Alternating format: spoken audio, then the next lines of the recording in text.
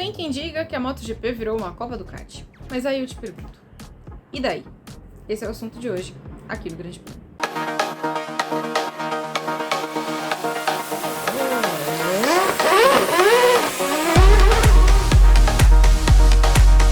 Calma, eu sei que todo mundo preferia ver um campeonato com marcas variadas, com todo mundo competitivo, com Ducati, Honda, Aprilia, KTM, Yamaha, todo mundo brigando lá na frente. Eu sei, eu concordo, eu também queria. Mas não é isso que a gente tem hoje, né? O que a gente tem hoje é uma Ducati que é melhor que todo mundo, é uma Ducati que é mais competitiva que todo mundo, uma Ducati que trabalhou para ser isso, né? Não é um milagre, é um trabalho de muitos e muitos anos, é um trabalho que agora começa a dar frutos, né? Basicamente desde o ano passado, frutos mais efetivos, mas não tirou a emoção do MotoGP, não tirou a empolgação da MotoGP. Tá aí o GP da Tailândia, que não vai me deixar mentir, né? A gente teve a quarta corrida na história com o pódio mais apertado, um pouco mais ali do que 2 décimos, separando os 3 pilotos que cruzaram a linha de chegada, pela ordem Jorge Martin, Brad Binder e Francesco Bagnaia. Se você viu o resultado, eu não tô maluco. O Brad Binder cruzou em segundo, mas acabou em terceiro, porque ele saiu da pista, né, pisou ali no verde na última volta, e aí a punição é automática, ele cedeu uma posição. Então, por isso, ele cruzou em segundo, mas ficou no resultado com o terceiro lugar. Por que não tirou a emoção? Porque a gente tá falando de uma Ducati que tem ali 8 pilotos competitivos, e a gente tá falando de uma Ducati que fornece motos competitivas para suas equipes clientes. São 3 equipes clientes, Pramac, VR46 e Gresini. A Pramac tem as mesmas motos do time de fábrica. Então hoje a gente tá falando de um campeonato onde nós temos 4 GP23, que são as motos do ano, e 4 GP22, que são as motos do ano passado, a moto campeã do ano passado.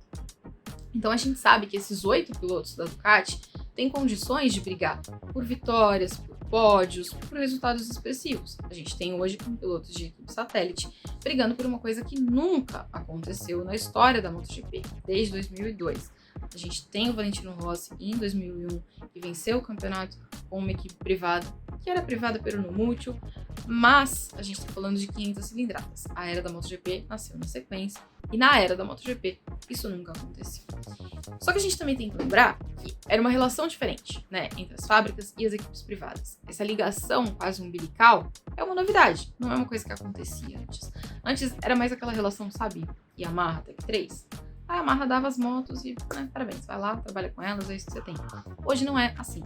Hoje existe muito mais proximidade, e especialmente dentro da Ducati. A Ducati trabalha com o compartilhamento de informações. Todos os 8 pilotos dela têm acesso às informações dos outros pilotos, todos. Chegaram a sugerir para a Ducati no fim de semana que, já que a gente está falando aí de uma briga pelo título, fábrica versus satélite, será que não era melhor interromper esse compartilhamento de informações? E a Ducati garantiu que não, isso não vai acontecer.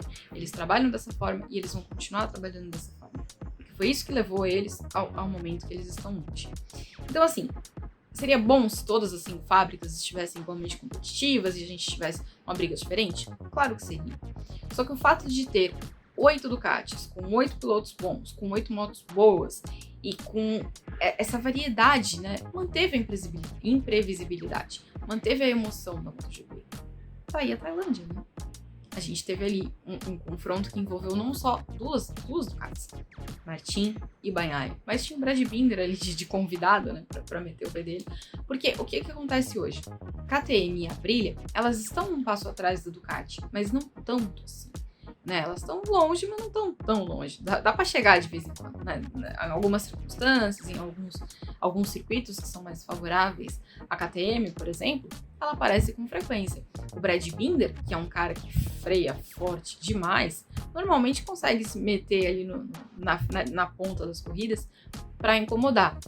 Mas ainda que a briga fique restrita às Ducatis, muitas das brigas que a gente vê dentro da corrida, briga de posição e tudo mais, envolvem os pilotos da Ducati. Não é aquela coisa que uma Ducati dispara na frente, vira uma procissão e nossa, que corrida chata. Isso não acontece.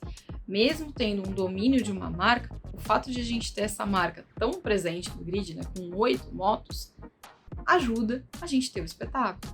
Se a gente tivesse, por exemplo, uma situação diferente, a gente tivesse, 6 Ducatis e 4 Yamahas, a situação seria diferente. A competitividade do campeonato seria diferente. Talvez a Yamaha não estivesse tão atrás, porque teria mais gente para ajudar a desenvolver a moto. Talvez.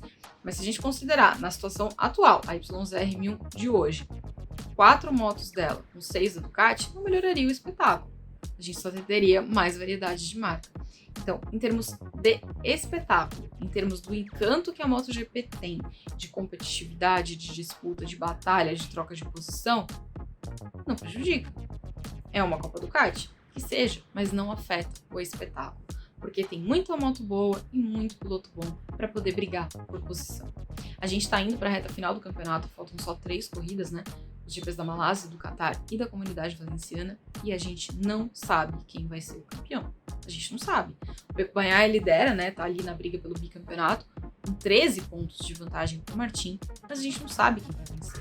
O Martin luta contra a história, claro, porque nunca um piloto satélite venceu, mas ele tem igualdade de condição. Ele tem a mesma GP23 e ele, mais do que isso, ele tem a promessa da Ducati de que até o fim do ano ele vai ter essa igualdade de condições. Então, não tem porquê a gente... É claro, a gente gostaria de ver outras fábricas, a gente gostaria de ver mais gente competitiva, sim.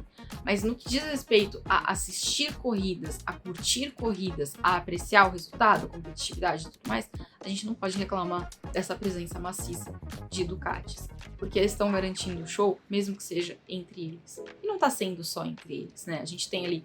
Na sprint da Tailândia, por exemplo, Marc Marquez foi um dos melhores pilotos. A gente teve na corrida da Tailândia, o Brad Binder, a gente já teve vitórias do Aleix Espargaró nessa temporada. Então a gente tem uma variedade também em outros segmentos, mesmo num terreno onde a gente tem, num cenário, né, onde a gente tem uma marca tão dominante. Então o ponto é esse. É uma Copa Ducati? Talvez. Tem excesso de Ducatis? Tem. Mas o espetáculo não está prejudicado por causa disso. Me conta aí o que você acha. Você preferia uma MotoGP com marcas mais variadas e talvez um show um pouco pior? Ou não te incomoda ter 8 Ducatis desde que o espetáculo esteja preservado? A gente se vê na próxima semana. Valeu!